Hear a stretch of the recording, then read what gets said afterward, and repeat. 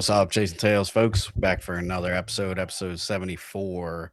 Just kind of going through things going on in the hydroplane racing world. We're gonna have Timmy Collins on with us a little while later. Are we? Discuss. Are He we? was in there, but he wasn't waiting. I guess he said, I can't wait for this." But we had to talk with Bobby first. We always got to do a little prelim before we come on the show, and he was a little late, but it's okay. I gave you the Mark Webber answer. Kyle said you coming on. I said I'll be there in 4 minutes. 4 minutes. 4 minutes. And I bet you were down to the wire there. Probably. God, did you have him on the clock or what? He's pretty close. He might have been a little late. Dang, man. So we got Timmy Collins coming on. We're going to talk a little bit about what's coming up with the national meeting. Maybe we'll go over some rule proposals. Talk about what's going on in inboard behind the scenes that not everyone gets to see, but this is the commissioner's corner over here. He gets to come in and talk a little bit about what's going on and all that good crap. Maybe he can help us with our flip-flop deal. Make sure everyone can wear flip-flops in the pits. We're a summer sport. Come on now. Yeah. If not, I got a phone call. We're gonna get them on the podcast next. That elusive insurance company. I would love to talk to an insurance company. I mean, we just chat. We might wind up raising the premiums. That might happen. It's all right. It's like kind of talking to a contractor, and next thing you know, you're way higher than what you expected because you start adding things on. And yeah, I love it when people do that. About this. People are like, oh, I want to do this. Oh, we got to fix this while we're at it. I'm just writing notes. Like, keep going. You said trim all around, right? Right. or more like you pulled the trim off in the wrong bedroom, right?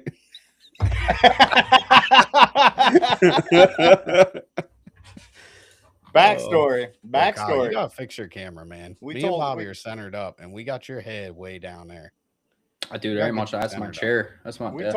We told Kyle pull trim out of a room. Came back and he pulled it out of the wrong room. Yeah, pulled it out of the room that was getting redone. The only room downstairs that had trim, be it that the room you guys were referring to had no trim in it. It had some trim in it. It had no trim in it. It was laying against the wall. It wasn't connected to the wall, dumbass. You also check your stuff before you give instructions. Less work. Yeah, I think it was definitely the instructions that were the problem, not the worker. Anyway, let's see. So we had some action this past weekend. Australia ran. We saw that elusive Mazda do some running. Didn't catch much of it. Grand Prix ran down there. I don't know. It's really hard. They used to always watch their stuff, and I feel like now it's kind of fading off. They don't live stream. Content. They don't live. Yeah, they're not posting anything.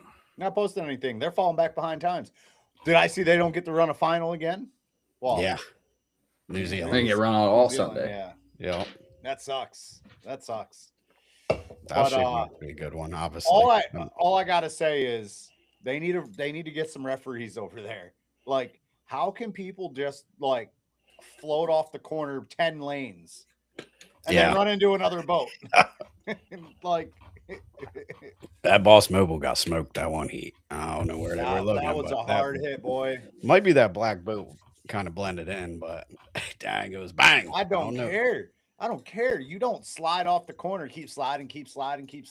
Like, there's a lane that you need to maintain, right? Yep. You would think. I mean, and that was going up for was that going up for the start? Yeah, that was going up for start. Yeah. I wonder how the rest of the group is. Haggerty wouldn't make it over here with these rules. I was wondering how they're all like, and obviously the Luptons all run the clock starts, but I wonder how like the rest of the field is liking it down there. It's got to be. It gives you something else to shoot for. I don't think I could do flag starts unless somebody said it was a very marketable tactic and we should do it. Then I'll do it. But it's just all right. So let's go with flag starts. Say you're a little bit behind a boat. You're relying on your radio guy to see that flag when it drops to tell you to go, which there is a delay. There's already a delay there. Yeah. And then so if you don't see the flag drop, then it's kind of shitty concept. At least, when there's a starting line, you kind of know where the starting line is. You see your clock. So if you're late, it's on you. I think with the flag start, there's too many variables to throw in there where it could mess up and just. I think there's just as many with a clock start. I mean, you got 9 boats, so you need the clocks to not malfunction, and you need the main clock to not. I don't know. I think the argument from a spectator's purpose, the flag starts are definitely better. It's easier for them to understand. I think as a driver, though, there's that one, like, can you jump a flag start? Like, what's stopping you from just being early? Can. So there's an old story of I forget where they did it, somewhere down in Alabama. It might have been Gunnersville, where like they did flag starts back in the 5-liter days, and they win it. Nope, they black flagged it. Was like, all right, we're gonna line up. You're gonna do it again. All the Cajun boys, they win again. Jump the start. They brought them back to the beach and said, put them on the trailers. 2 times is enough for you. And they never ran that heat. Because if I'm in lane like 3 or 4, I'm just getting up there early and making sure I can see that flag. Yeah. That made me think, I mean, I know. And at that point, if you're gonna do flag start, use lightsabers. Yeah.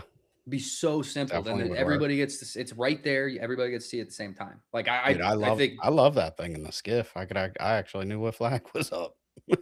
Yeah. And in theory, you could have everybody dead even at the same time. Well, Region 6, you can go at your AccuClock clock now. Yeah. No, he doesn't have a green light. Running flag stock. Oh, well, I'm just saying your timer will sync up with the starting line now. Yeah. So, which is good. Yeah. Well, that made me think, with Region 6 going to that means there's a spare clock. Maybe they need to take that, if other regions have a spare clock laying around, maybe put that out where the majority of the spectators are, so the spectators can see a clock. So it kind of helps them visualize the start when it's coming up, and just giving another element for the fans to enjoy and to understand it better. Yeah, good idea, Bob. I just came up with one as you were giving your good idea. That needs to be integrated with the HRL app somehow. The clock? But they have the clock, so you could like pull up and hit like timing, but at least have the clock, because there's sometimes you can't, when GPs are out there, you can't really hear. Valleyfield, you're trying to look like way over to see the clock. That'd be sweet. I like the app idea. The problem with having other clocks out there is just like, I'm pretty sure the clock that they got for Region 6 was like $10,000. So you can't really put multiple of those out. And it's got to be synced, otherwise it's useless. Yeah, exactly. No, I'm just saying. The idea is cool. I mean, Valleyfield used to always have a clock, like they had it in 3 different ways. Because I remember, like, you'd be going down the backstretch, looking at it sideways, like, all right, cool, I see the time. No, I'm just saying, put the clock out, because the one that I'm saying no, don't get an extra clock. They have a clock. Use the old clock, put it out for the fans, and it doesn't have to be the official clock. So no one could say, "Oh, this clock was off." I was doing radio. You're supposed to be in the radio corral anyway. It's just for the fans. It's not an official clock. Just something else to add to the visual effect for the fans and get them to understand the flying starts and all that crap. Right. All right, we got Timmy in the waiting room. We want to bring him on. Pop him in. But you don't. I don't know. HRL wouldn't go for that in the app because they won't even put the clock on their live stream counting down to 0. Right. Yeah, too many people. Oh, I didn't jump the gun. Come on, it's the official clock. We've sat in meetings. It doesn't matter if they have the clock there or not. I'm still going to be the armchair referee. Right. Exactly. So shirts on sale now. You can't stop it. Couch Kennedy shirts on sale. Let's bring Tim Collins in and see what he's got to say.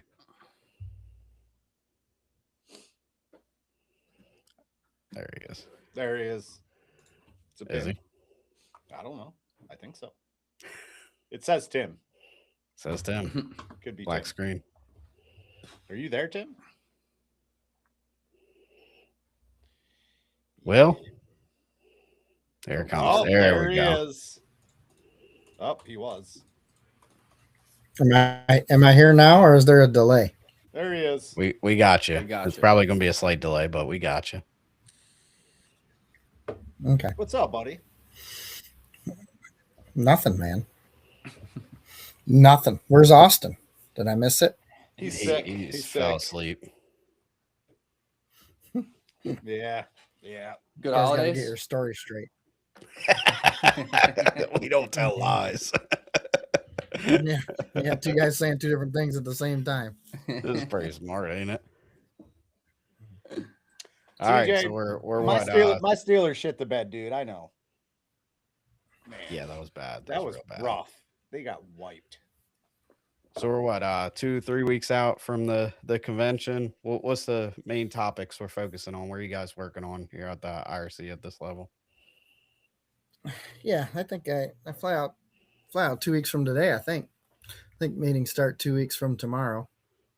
The IRC stuff will start on Thursday, but we've been having some calls and doing a lot of talk, and it's we've got a lot of emphasis on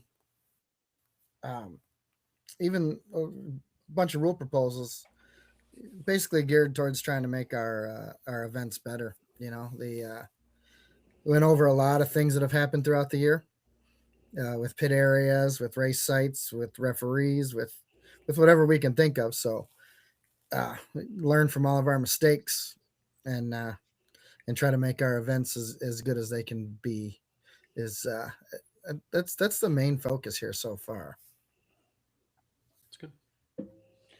Is there any sort of like systematic like feedback to the IRC from race sites? Like, is there a post race form that you guys have them fill out or anything like that, or is it more just on their own initiative to kind of reach out, let you know how things went? Yeah. As far as the race site's concerned, I think I hear about from half of them, I would say. Okay.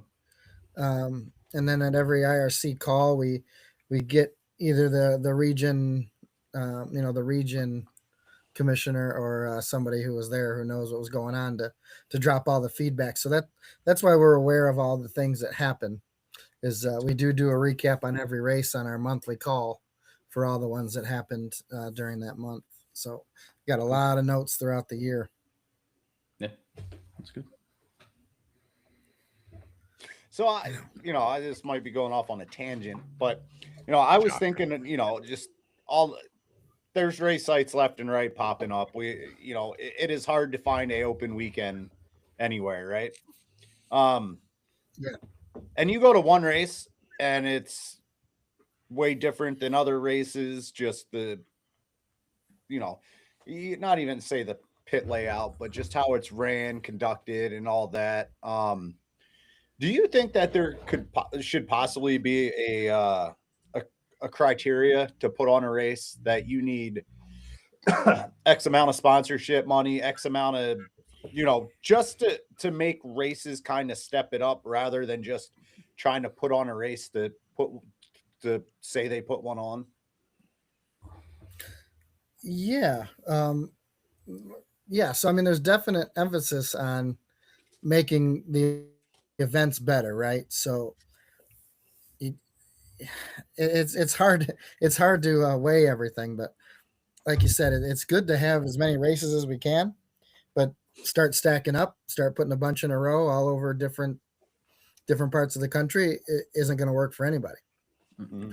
So we definitely have some races that are very well funded, and we got some races that are completely kind of backyard races. So I think we got to weigh how many races we need to have, and then see if we can work together and get some of those other races. If they can't increase the sponsorship money or offer something else, then maybe we get teamed up and have one better event. But it's hard to tell someone to eliminate an event.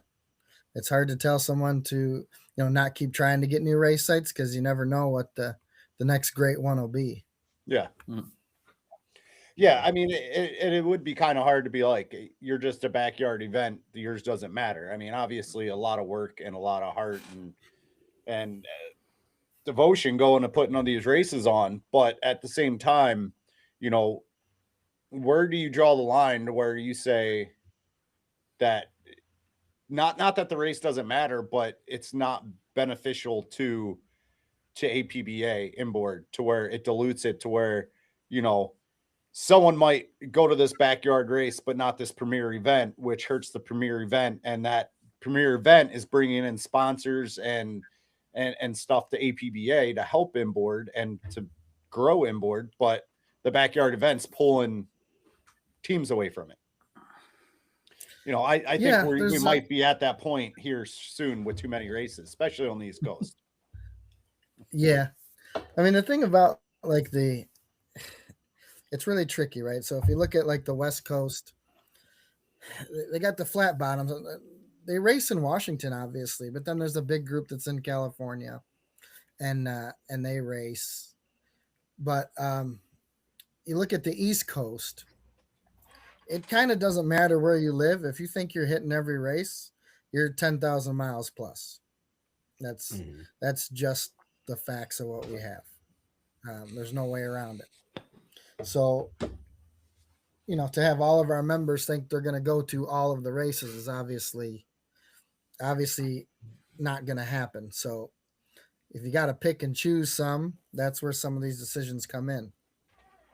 I know I don't try to bash any race site or any team or anybody that's trying to do what they need to do, but you get certain races that are known for this, or weather, tide issues. Yeah. For me, it's running back to right. So all these races that you may sit in the water for long periods of times. Those are the hard ones for me to attend.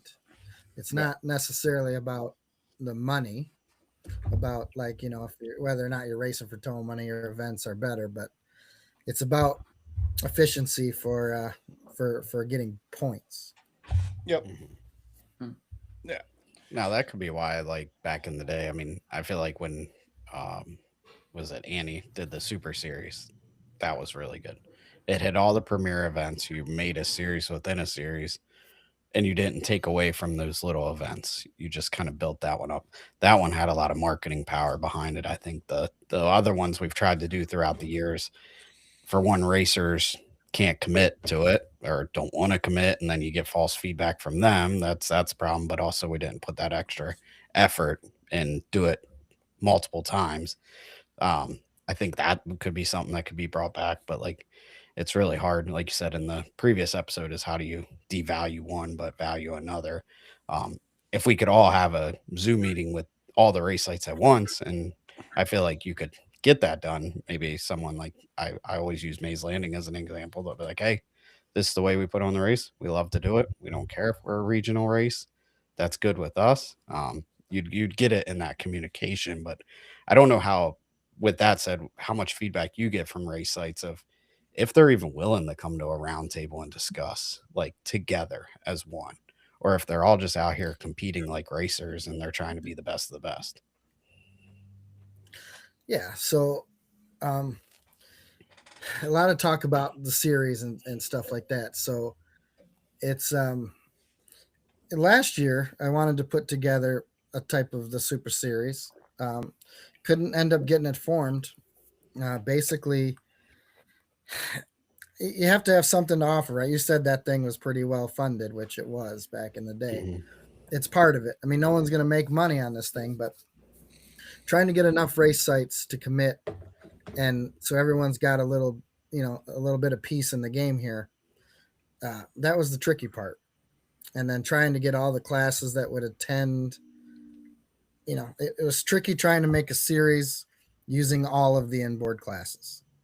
Yep. I'm not so sure that might be a lost cause. I tried it. I exhausted a lot of avenues there, and I don't think that there's a way to really make it happen.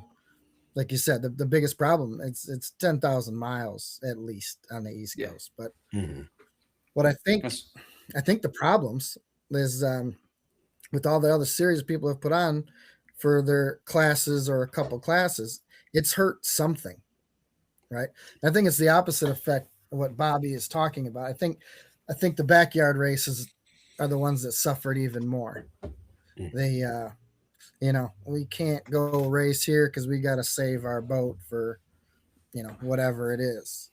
So the series, most of the type of series I believe that's come across is hurt inboard racing as a whole. Whether or not it's helped with some race sites, but only the ones in the series, right? And it's kind of hurt the ones not in the series. So it got a couple good things in the works, and I think it's going to answer all these questions where it's not going to hurt inboard. It's got to be a win for race sites. It's got to be a win for teams, and it's got to be a win for APBA. So Are we talking about? Are we sounds talking like you're about, splitting the country. That's smart move. I agree with that one. It's either that or we're finally allowed to wear flip flops at a boat race. Yeah, I heard this flip flops crap. We got We ain't got agendas enough here. problems. Man, We ain't got enough problems. Now you're gonna walk around. No one wants to look at your feet, Bobby. Definitely not you don't, brands. gotta- you don't have to look at them. It doesn't matter if I'm wearing shoes or flip flops. Just don't God, look at look at what's it, Mad Max Messine or something like that in the drag racing. She'd be backing up that funny car in high heels. There ain't no way our insurance company would allow that. They'd be like, no high Well, heels. Bobby would be trying to wear high heels, probably. Bobby would.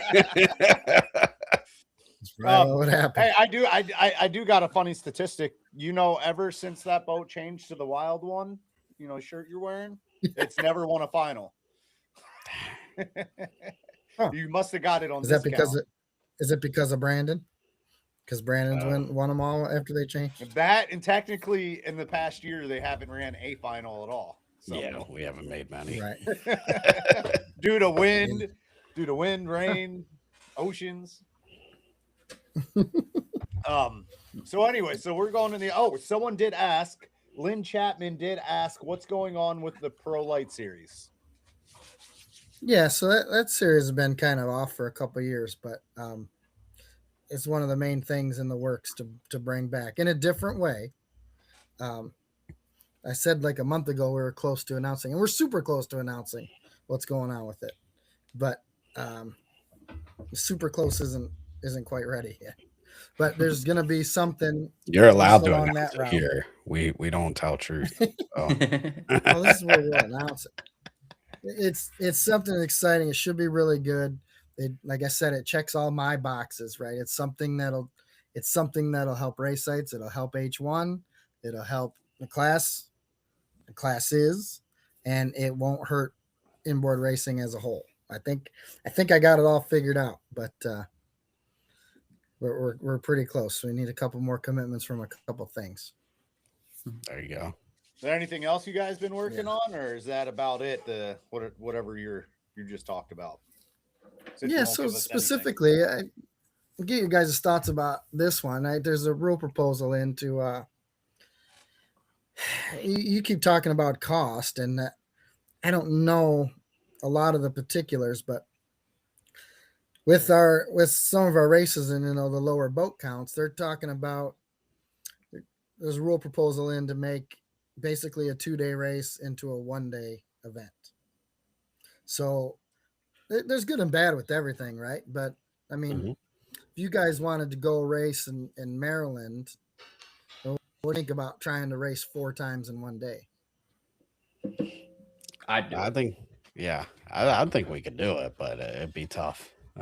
It's definitely The tough. only way you can do it is eliminate classes and do the combined classes. Yeah. So basically say, we'll take like say Edgewood, for instance. Last year you had skiffs, 350s. I tested National Mod. You had a couple Y boats. Like if you combine Y and S, boom, E, and then skiffs. You have 3 heats. You're going to have to take a break halfway through the day. That'll fill the vendors up, and then you re-go. But if we have 10, 12 qualifiers, it's never going to happen. Yeah. So Yeah, you're not it's getting all the possible. heats in. We just got to stop Right. wasting time in the morning. Look, I love boat Right. racing. I love boat racing with my whole heart, everything, right? But I didn't stay in boat racing this long just to race and drive a boat. I stayed in boat racing because I like hanging out with the people after the race. I love Saturday night, everyone getting together, going out to dinner. That to me is boat racing. Even though it's not boat racing, it's hanging out. But it's a 1-day thing where you race, pack up, and leave. That just Do you kills think it you for would- me. Nobody think said you you would had to leave, leave though? that night, though. Or what would I you? don't think many see people that- are leaving that night. To I me, think that's most people where are staying and leaving Sunday. How do you know though? How do you know? Right. I mean, the Well, race but that's site's the got to point. do a little bit more to keep you there. like a concert Saturday night and then send you home Sunday or something. You can't. I Come don't on, think any race come site on. can vibe. Do you think with how many backyard races we have that if they have a 1-day race that they're going to put on a concert? Those We're ones going aren't, to but I do- but I We're also going to do the most minimum shit that they could possibly do if they're having a 1-day race. That is But true. I think the logic here is like you yourself pointed out, this is going to apply to the backyard races. This is not going to apply to a Decatur or a full boat count Hampton. It's not even practical at those races. There's no way we could run the summer nationals in 1 day at Decatur, Right. the whole weekend. It's not happening. Or the bigger But venues. a you're gonna Maze split it 2 Landing, days. it could happen. Now that's a race where I've never been, but I'm not aware of some massive pit party or massive gathering that takes place that you're There necessarily. was one Oh, year. there There was There a was wedding one one year, year. but there ain't no There's more. bad Is pictures the from that point? one. I mean, And I don't know. Rocky I know Fork there used to be a good Maze Landing. Rocky party. Fork, they all used to have these big parties, but now they don't. Everybody gets done racing and they go back to their hotel or they go to a restaurant. So I get the point, but I think at the races where it's applicable, the idea of what we're threatening or what we may miss out on already doesn't happen. Yeah. And it is I more know. practical for that race. I think it's a catch-22. There might be some benefits, but I think you're going to have more. And again, I think the rule was to give races the option, right? It's no mandate. It's not every race is running this way, right? So what if there's 2 races on Yeah. the same day? Do you finish your 4 on Saturday and head to the other race on Sunday? And then you get 6 Mhm. heats in the weekend. That's another issue you have. Yeah. But if we go to a 1-day Counts for format, 2 race weekends, though. if you go to the one final weekend format, that kind of nixes that ideal because you would lose 2 qualifiers in that second race if you ever wanted to play that game. Yeah. Well, if I don't- the- So I think Kelly Jones said a Yeah, I wind think delay I'm would a- ruin your 1-day race, but if that, I think that would be an option that you just switch it to the next day. well, so again, I think I'm right in line with you guys, so that's good. But the they bring it up as a cost thing, especially cranes. I know cranes across the country are getting out of control, but they talk about the cost and whether or not it might be the difference in having a race or not if they could only do it for 1 day. So there would be, in that situation, there would be no backup plan, right? So I mean, there's pros and cons, but like I say a million times, be careful about rules in the rule book, right? A lot of these things, like we said, are real good suggestions, but we don't want to make them rules. Mhm. I don't want to say you can't, to close the door on it. I don't think it could ever become the normal, but maybe having something to have it as an option to try out is fine. But Yeah. Again, if you got the low boat count, then the only answer is to attract boats from other regions. And Exactly. I don't know how you can. That's do why- Yeah, that. so basically That's if you do this one like a Saturday only event, you're essentially considering it a regional event because nobody's going to travel clear from Well, That's- Michigan down That's to where I think it's like Jersey it for a being 1-day event. no. I think it being an option's fair because there's obviously the races that are okay with that. They're like 20 boats is all we really are shooting for. And I think the reality is the arguments we would make to that is they've already accepted that fate. Yeah. They're not necessarily looking for any more or really committed to any better in quotes, to them, that's good enough. They don't want what we see as better. They might not necessarily see it that way. Well, Um, all right, let's play devil's advocate.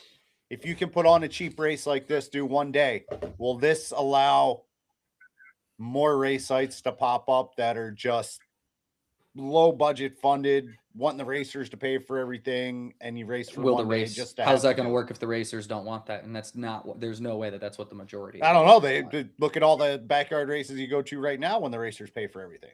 Maybe a quarter of them. Yeah. Mhm. I mean, there's a lot. Yeah. Maybe a quarter of them. Yeah, it's all tricky. But like you said, a good suggestion too. I mean, running all the heats for all the classes. So a suggestion, if this were to try out someday, if somebody wanted to do this, your suggestion would be, well, you've got to start right away. Any of the classes that have less than 4 or 5 boats, you got to combine them. Yep. Put heats out there with 8 boats in them, obviously, Hey, we got instead a of 5 framework and for that. 3. Yeah, we got that should get passed. I don't see no reason why it won't. No, I'm sure you don't. Yeah, But we haven't do- even pushed it that hard. That's how confident we are. To your point, Bob, about like, the reason you're in racing, I think that's probably the majority opinion. I don't even think probably. I think we can all agree that most people feel that way. So if multiple race sites choose to go from, let's say a Decatur decides, hey, we just went Easterns, Nationals next year. We're doing a 1 day. We're going to become a regional event. I'm guessing nobody from the West Coast is coming. No. And you've now just killed your very good event. Like, I don't see events that have the infrastructure and are committed to trying to grow and be bigger, or at least maintain a level of success that they have. Take it. Like, there's nobody that's going to look at that and say, if we can get the money, this is a better option. Yeah, it just pretty much goes against everything that I stand for and been talking about. I want races to build their event up, not break them down. I would tend to agree. If you are struggling to afford cranes for 2 days, you probably should not have a race. That's my stance. I don't know. I'm not going to say that's the way it should be, but I personally, if you're trying to throw a race and you are barely getting by to afford cranes for a second day, you probably should not have an event. Yeah, I'd agree with that. Yeah, and then we specifically the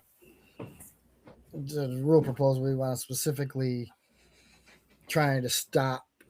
We didn't want to make this thing turn into 3 or 4 day event. 3 or 4 days of racing in 2. So this is limited to just a 1 day thing. So, I mean, I don't know. People know their races better than we do, but again, it's not something we want to close the door on. But I don't think you can grow something like that.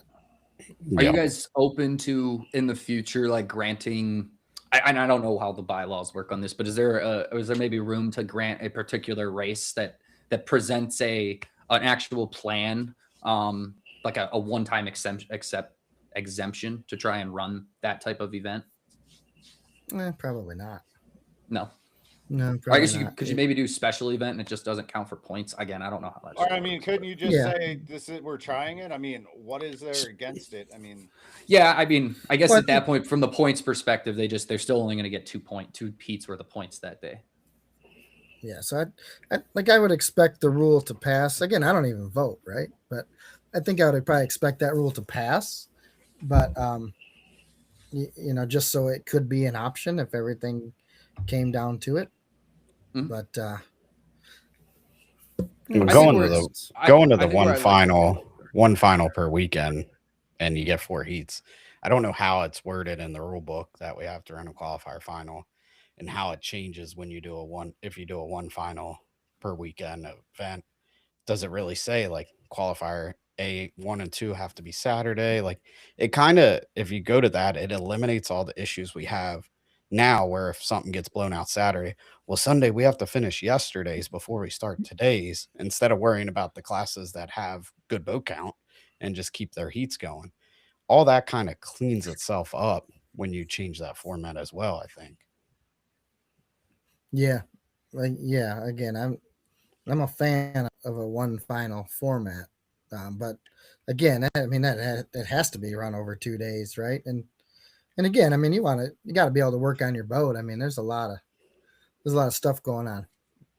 So, the 1 day format. You just run. Less some sensor craps out. That's what the spare box is for. Right. We can't handle those things. We're not smart enough for that. So I do like the option for that. That rule is we've seen before where races kind of fall off their pedestal in a way. Hampton, for example. I mean, they, for whatever the reasons are, they've struggled. And maybe there is an example where in order for a race to stick around 1 more year, and it's like if they can get 1 more year and they can probably build from that 1 day idea.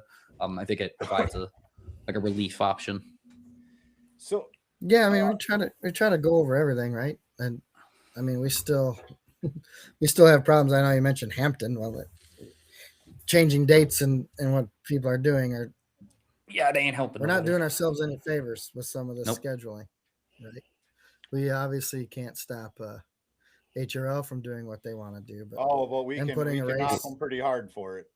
Yeah, we went on a rant about Hampton last week. So do you have any info onto why they decided to do that? Because we're just speculating. I have none, right? I mean, I know they wanted to get out of late September, right?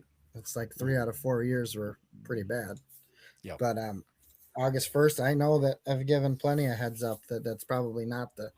I mean, the first weekend in August, plenty of heads up. That's probably not the best way to go. I don't see how you're not going to get any outside stuff. And again, it's hard sometimes to understand, and sometimes it shouldn't make a difference. But like I said, even an unlimited race in Washington will have some type of effect on the East Coast races. Yep. So everything has to be considered. And Yep. when you've got H1 and you've got HRL, and you want to attract some of those boats or teams affiliated with those, you got to pay more attention to the schedule. Yeah, even this one, you're losing a ton of diehard APPA guys. Like, I mean, you yourself, you'll be out west. A lot of people will be in Tonawanda that would probably come to that race. I truly, we talked last week. I have no clue who's going to that race now. Skiffs, Right. maybe some flat bottoms. Like, it's going to be a flat bottom race. They're not going to have That's two. Yeah, I mean, just to be up front, I don't know how they have a legal hydroplane heat. I don't. Yeah. I'm not sure in I don't any think class, they will. but Right. yeah, I'm not sure. Unless you guys are changing the rule to go to like one boat as legal heat. Well, that's another one. let's just keep dumbing down everything. Keep diluting That's it. no, so I thought we're kind of on a trend of making things easier and kind of dumbing things down. It's just partly why I wanted to run for this position years ago when I did, right? So I'm all about competition and everything else, right? So it does suck if you do nothing wrong, go to races, come Sunday, half of your field's gone for one reason or another, and you don't get points even though you're there and did nothing wrong, right? So yep. There is another proposal in to address that. I don't know if you guys remember that. Did you? Well, yeah. One final weekend fixes that. You just wind up being combined with a different class. Well, if you're combined with classes for one set of points, right? But if you guys probably don't remember, maybe you do, but like 7 years ago or something, they tried to bring up the participation point things, but people hate that word. I mean, I do too, I guess, but yeah. So we tried to make it, like a 50-point thing for showing up, right? To encourage people for showing up. But I think everybody kind of forgot about that. So there's a new proposal coming in to kind of award half the points that you would get, right? So it's another one of these things. It's something I don't relate to personally, because if I race, my main goal is national high points. And so it's kind of all or nothing with me, right? So I'm either racing to win or, go out in a blaze of glory, right? Yeah. But it makes a difference, right? And there's some really good points about some people, going to a bunch of races and looking up and they're in 6th or 7th place when, given some of these points that is not their fault. Now they're in the top 5, and that does make a difference to a lot of people. So there is a proposal in about rewarding half. Sorry, go ahead, Timmy. My bad. No, you're good.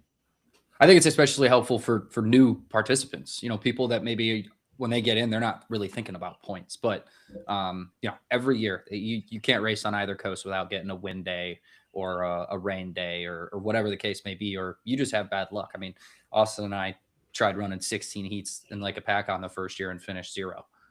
It would have been nice to get some credit for showing up 14-hour drive both ways, but so I think especially in the newer participants, and if we're looking to add people to this sport and entice people to join, in some ways it is a cushion for new people or for people with lower budget or are still in the learning process.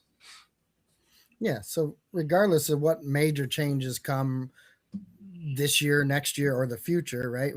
We still have to, I put a big emphasis on, every rule that we pass, right? It can't, it's not like Democrat, Republican. You can't alienate or piss off half of the people, right? Yeah. We don't have the luxury of doing that. So We do. Like this is this is kind of a good proposal in my mind because it doesn't affect the boats running for national high points because those half a points they rarely come into play. Yeah. But it does affect the boats that race, half the time. So Yeah, I agree with that. maybe this is one of those rules that is kind of there doesn't seem to be a loss or a lose situation. It's kind of a win-win here, I think, for helping support and then not affecting the teams that are really going at it. Yeah, I agree with that. So So how close are we to a potential? Like, have you talked to people about going to one final weekend? Do you think we could have a Yeah, we've shot at talked it a here? lot about it.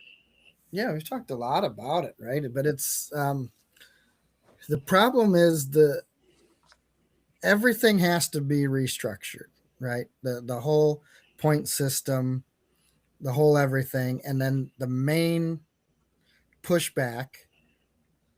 It's not what I thought originally. The main thing I'm hearing is how much it's going to affect the more local races. Because if we keep the same type of system, right? I mean, again, if you went to a 1 day format, it's easy to say, okay, well, you got to take your best 15 days of racing now, so you cut that in half, right? So Mhm. now it's 7 weekends, something like that. So the biggest question has come up to, well, if you're racing 7 weekends and then that's all that counts, right? That's a problem. And then if you have to make up a day, instead of making up 1 day, you're making up a weekend. So if you got a couple bad ones, all of a sudden you're traveling very far to replace a couple days of racing. So I didn't really think about it that way. but how you many know, 'cause people it- how many people need points would go to a race and just race 1 day that they need and turn around and go home and not race the next day? Well, no, I mean, but like for instance, if whatever the case is, if you can score 500 points in a weekend, right? And I have a DNF or two and I score 200, right? That's not a good weekend, right? Takes you a So lot I would longer to have make to up Yeah, go you. to another race. It's not as much weekend. the deciding after fact to go run. It's that right now you can drop half of a weekend. You can have a good Saturday, a bad Sunday, and keep your Sunday. But in the full weekend format, if you DNF your first seat Saturday, chances are that's a shit weekend regardless. I understand that point. The only thing I'll say to the first part, and again, it's not necessarily like pushing back on you, but for whoever's got that stance is if we're only running 7 weekends and that's all that counts, that's no different than right now. Right now, you get 7.5 weekends worth of points. So really, if you choose, you're going to run 7.5 or 8 and call it a day. If you have the luck, it would still be the same, at least in that context. And there's not But I many do cars- understand the dropping yes, full and- weekends versus well, like- half weekends. Right. Maybe I didn't do very good explaining it, but like as of right now, right? If I go to, whatever, if I go to Decatur and something happens on Sunday, I lose a day of points. If I go to Salina, something happens, I lose another day of points. Well, I don't have to go to 2 more weekends to make that up. I got to go to one. Yeah. So if I if mean, you we lose are a day in a 2-day format, you can lose twice as many. It puts more of a premium on a full weekend's worth of points or a consistent weekend. And that's another thing that came up, and I think I probably brought that up in some of our discussions with IRC people. But the like in this format, how much emphasis or any do you put on like nationals as far as points? Because if you make some of these races worth more points, well, that's almost make or break for your season, because now you put a lot of emphasis on 1 or 2 events. And Yeah, I there's don't debate I don't whether like that's good or bad. I don't like them being bonus points as is. I think the prestige of winning the Nationals should mean everything there. The coolest trophy you get all year, stuff like that. The points thing is, like you said, it can ruin your season or it can make your season. I'm going to hit the Westerns, Easterns, Nationals, and then I can do Right. mediocre the rest of the year. Like it, I think keep them all the same at this point. I would almost rather that, or if you're going to do bonus points, the points for the weekend count the same, but if you win, you get a very small, in comparison to a heat's worth of points bonus that might be the difference in the end. It also might not be. But that's, again, the emphasis is on the prestige of winning the U.S. National, not your 43 extra points or 50 or whatever it is.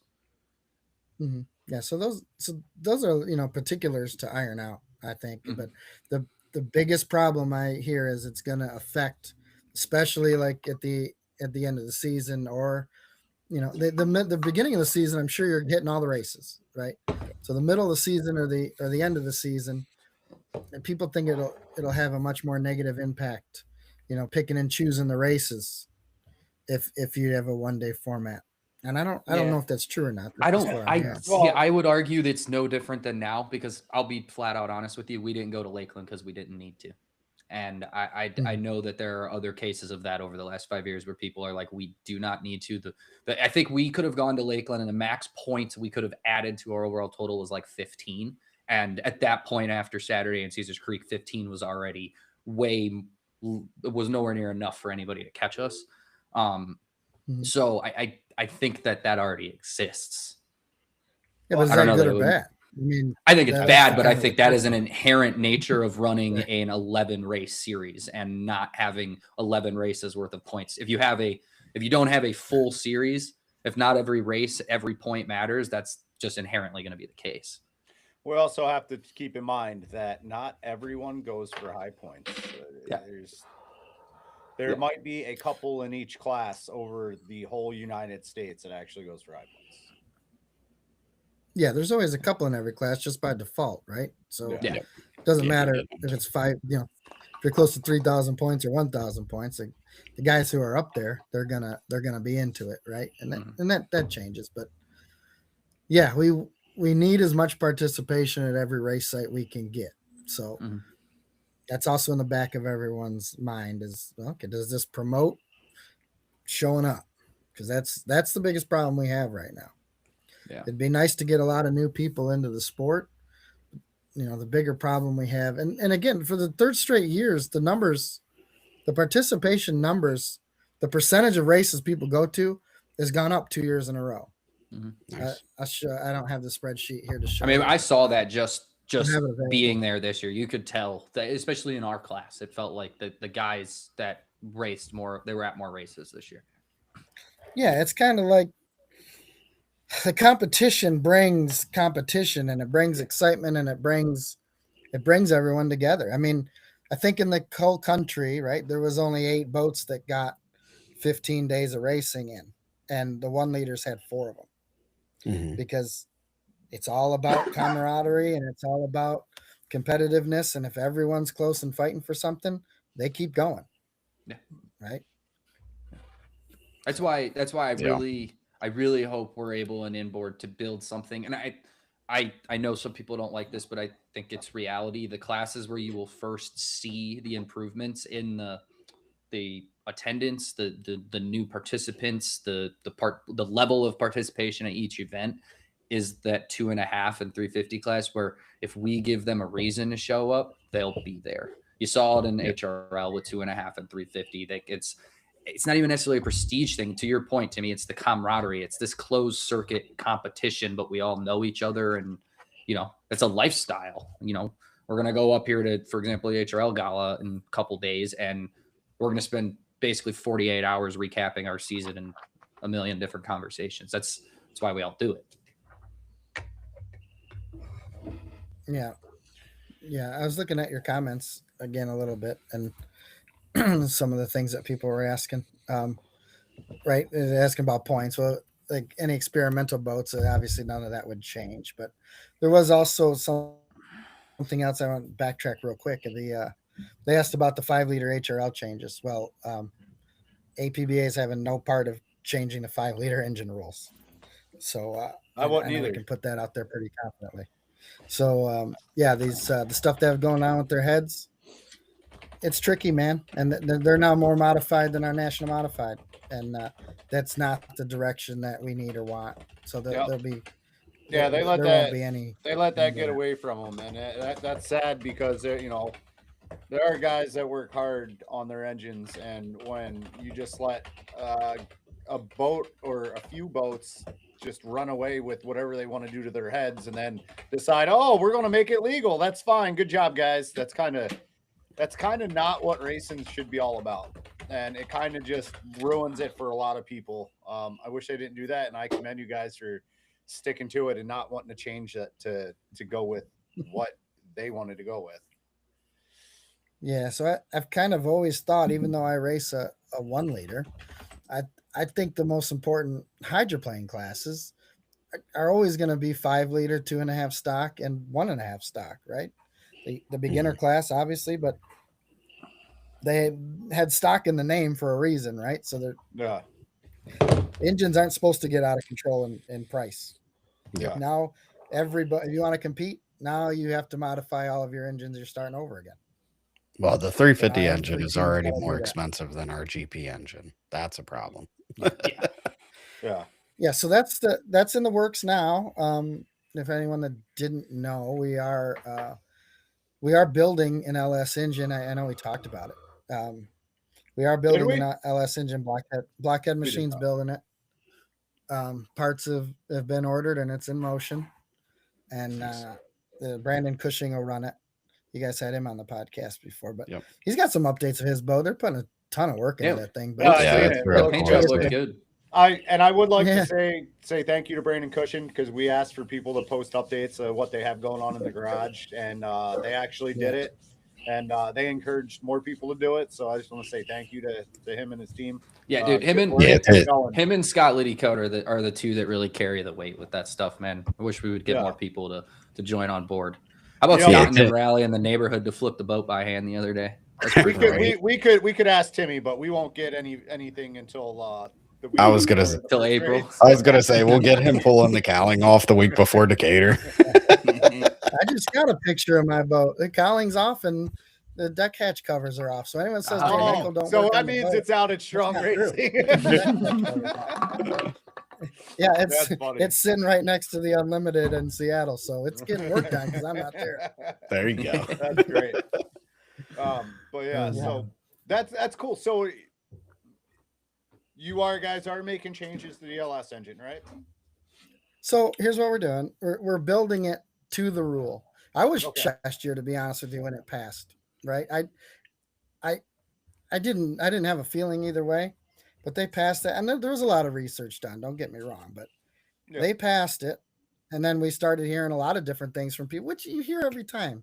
Half the people are full of crap, to be honest with you. But I can make this engine. It's going to have 500 horsepower. It's going to have this. Well, what we do know is that we can build this engine for almost half the price of what people are paying for the 350. So we do know that. So we're going to build it. We're going to build it as good as we can per the rules. It's going to go to the dyno, right, with Justin Weymouth, Jeff Bernard's boat, or Corey Peabody's engine. It's going to go same day, same dyno as the 350 that are brand new. And if these power numbers are close, there you have it. We just built the engine for half the price. We'll race all year with it. People can see what's going to happen. Maybe it even gets in another boat, but the point is, we can't do anything about the cost of travel. We can't do anything about the cost of boats, but we can control our engine rules, and we can control how these costs skyrocket. So I think this is exactly how we need to handle experimental engines and stuff in the future. Mm-hmm. And again, the Honda was already set, but it fits the same criteria. You get longevity, and it ultimately is going to be way more efficient and cheaper than what we're currently doing. Mm-hmm. So that's the goal of this LS. And again, if we come in and if we can't get the power, because again, this engine's got to be able to win races. If it's not able to win races, then it's not coming alive as the future. So it's got to be able to compete and win races. If it comes in underpowered, may go experimental, try to figure out the most cost-effective way to get the power up, because we can get this engine out the door for about 10-12 grand. And that's a big plus in the 5-liter community. That'll help people with the cost of their engines, and could possibly be enticing to someone wanting to get in the class because the engines are way more affordable.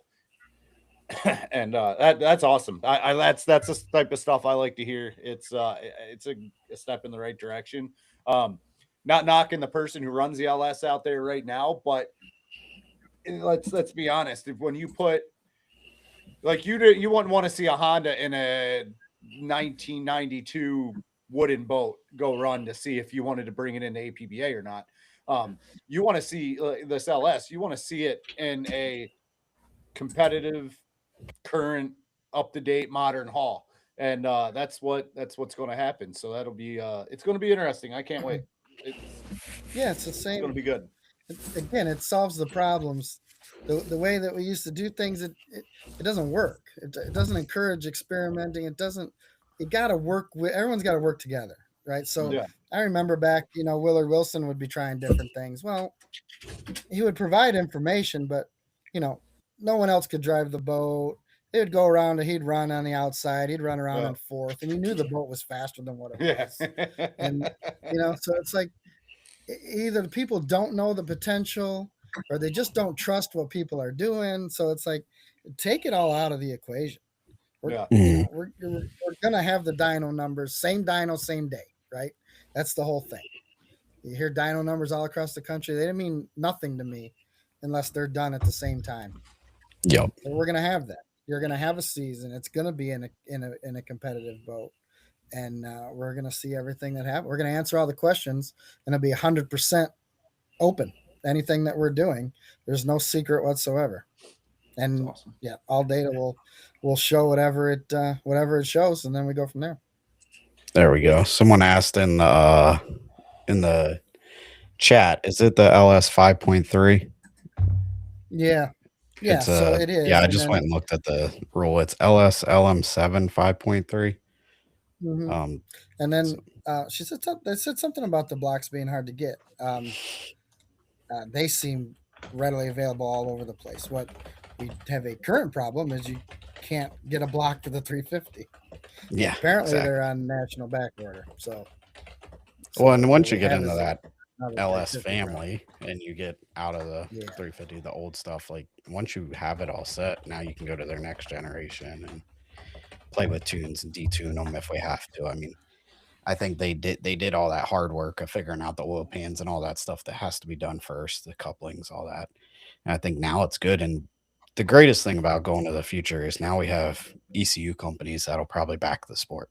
It's something unique they've never seen before. I know Link Management's all about it. They're just getting closer and closer to pulling the trigger. So, I mean, if the LS goes through and now they have two different hydroplanes that can have their ECUs, they'd probably be a partner of the sport.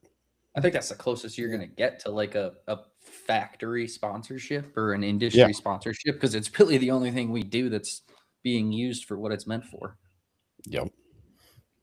Yeah. Maybe a race I like pack, that you brought up ECU.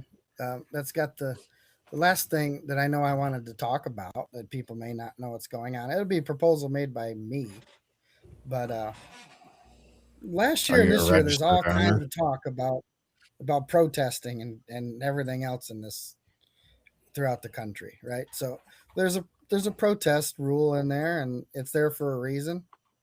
And so there's been a lot of talk about it and all the strain that it can cause on classes and officials and inspectors. But what we want to make sure that we do here is ultra competitive, ultra fair racing. So I'm putting in a proposal to deter cheating, right? And what I would like to do with this is, because you can get a 30-day suspension and stuff, but I want to put the hard stance out there that if you're running a 350 and you've got illegal heads, you're running a 2.5 stock and your tune isn't the correct tune in your Honda, this is blatant cheating, right? Mm-hmm. I wouldn't want to compete in a 5-liter with someone that's got heads that are different than mine. I wouldn't want to compete in a 2.5 stock and people are messing with their tunes, right? So put a hard stance on this and hopefully stop any problems before it starts. But we're going to be putting into this will go right to a committee. Anything found illegal will go right to the committee, and the committee will be me and a small couple of people. But we're going to put it out there right away that we're going to have a little moving scale of how bad this punishment should be. So we're going to allow punishment that's going to be like up to a year suspension and confiscation of parts. So I think that we don't want any crap happening at our races. I don't care if it's boats from HRL. I don't care if it's from anyone here. I don't care. If you're blatantly cheating, your carb spacer is measured slightly too high. Okay, you're not going to get suspended for a year. But you show up with a tune that don't match. You show up with these some altered heads in a 5 liter. We're going to bring the hammer down. What about some leaded fuel in a 5 liter? Yeah, so a fuel's different, right? That would be the same thing. The same question was brought up, right? Not quite like that, but yeah, it was brought up. It's like, well, what do you do about illegal fuel? So I'm like, well, my thoughts on illegal fuel are, hey, you're running pump gas and it just doesn't pass the Digitron, but you clearly didn't do anything wrong. Well, hey, it's your fault for not checking it in the morning, first of all. Yep. And then second of all, well, you'll get your penalty. But if you tell me you're running C12 and you bring me a jug and that fuel's red, we got a problem, right? Yep. So there'll be a difference, and somebody blatantly cheating is gonna get the hammer thrown down on them because there is no room for cheating, and that's part of the draw. All summer long, I hear about boats, and they want the fairness. They want to know that they'll be inspected. They want these things. People want it. Jimmy Stewart asked. Jimmy Stewart asked, "Does this mean every weekend engine inspections in all classes? I mean, are we going to ramp up inspections, or are we going to? I mean, because when you just leave it to title races, I guarantee you, there's a lot of cheating during the season that's not title races. Yeah, so there might be, but yeah, if you're cheating, there's going to be some real ramifications here. This is where the protest is still in the rule book, right? So we don't want problems. And again, we heard about 20 protests in the last 2 years. Only one of them ever happened, and that's the first protest that I know of. And like since I've been involved in the IRC, that's the only protest we've ever had. So I don't want to jump the gun and thinking we have a major problem, because I don't think we do. But there's talk about raising the fee of a protest. So there's a couple things in the work, but we have no desire to start ripping boats apart because we simply don't have the manpower to do it. Mm-hmm. But we certainly will have the manpower at our title events. We're going to make sure that anybody doing that. And then the protest, you can file a protest per the rule book. That's not going to change. What about, if it's not a title event, just trying to keep people honest? What about doing random fuel checks and then maybe random carburetor checks and stuff like that? Random ECU checks, even though. I think you should do at the very least for the Honda what HRL does. I have to deliver my 2 log files off my ECU at the end of each day for the inspector to review, and then go pick back up at his tent in the morning my flash drive. Essentially, it is a flash drive, and take it back, and then same thing on Sunday. Mm-hmm. I think it's just to try to keep people honest, Right. So in that scenario, I think it's all or nothing, right? I mean, we cannot get in the business of picking and choosing who we're. Oh no, that's what I'm saying. I see what you mean. Yeah, I think the HRL just that's the only ECU'd engine they use that. If you want to do a fuel check everybody. Yeah, you want to do an they ECU do that check? when it comes to fuel and weight. It's not discriminate on classes. They go to everybody. Just the Honda, be it that there was that controversy, they wanted to take a pretty firm stance on it and make sure that people are dropping off log files and stuff. Or even fuel. I mean, you test fuel all you want. You don't really know if that's running in the boat right? You get out, you get that boat back on the trailer, and you take the line off carburetor, or you take a line off that goes directly to the engine, then you know what fuel's in it. That's what Yeah. we had to do it multiple times this year. There was no debating. I mean, what about doing random inspections where you go to the referee, you put all the numbers in a hat, boat numbers in a hat, and then you pull 5 numbers out of the hat in front of the referee, and the referee signs off on it, and you go test them. So there can be no one saying, "Oh, you're picking on me," because people will cry about that. I say you just keep going to the winner, man. That's what they did in HRL. Let us pick them. You don't like it, don't win. Make me the inspection committee. I will figure this shit out. Yeah. Do you guys, So- does the IRC own a Whistler or a PNG to like do that kind of stuff without full teardowns at least? We do. Okay. But obviously, they're not at every race. Right.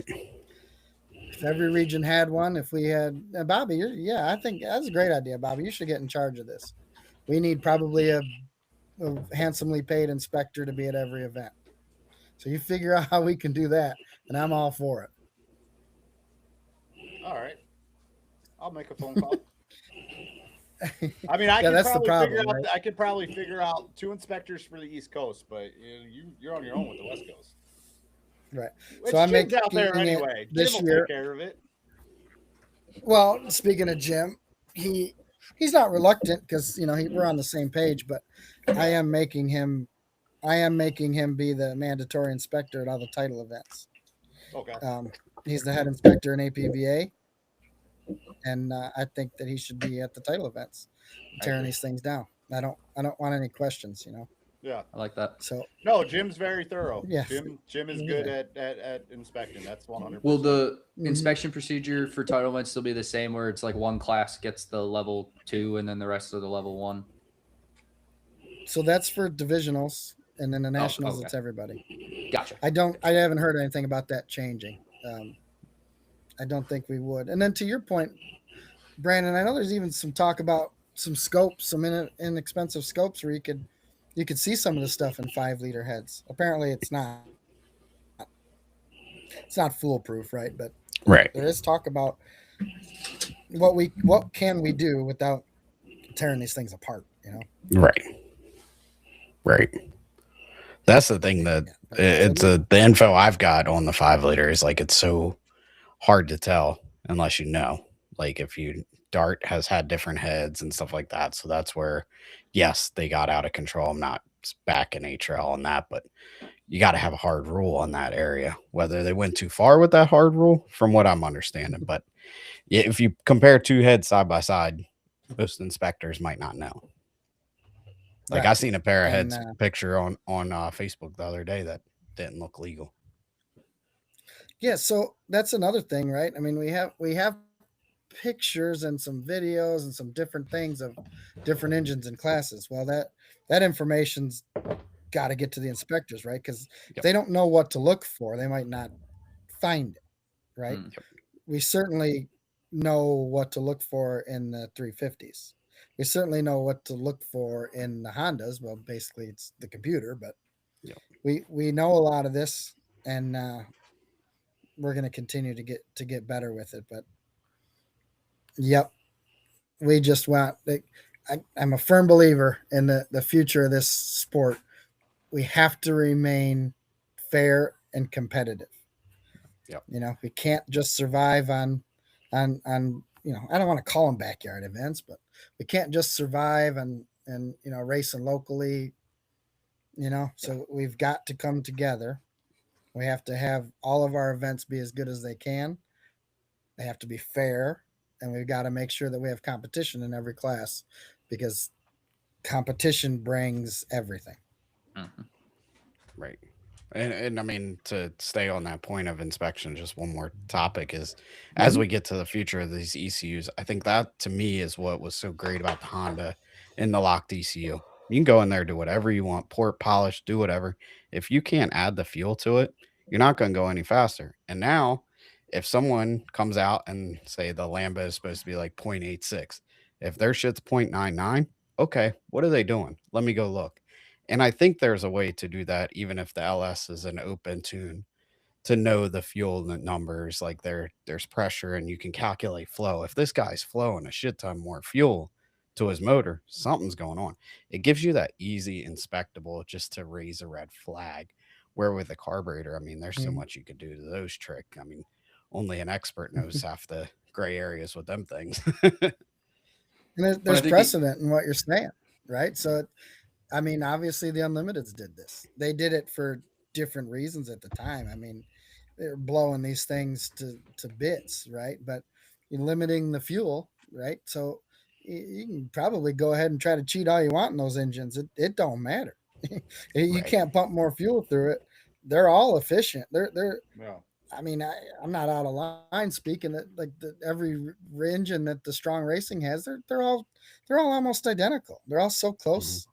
Like it almost doesn't make a difference. So, you could spend time and money and perfect things, but it's like you said, you want to do all that, it's pretty much a waste of time because if you can't deliver more fuel, you're not making more power. Right. Which is why ECU is awesome.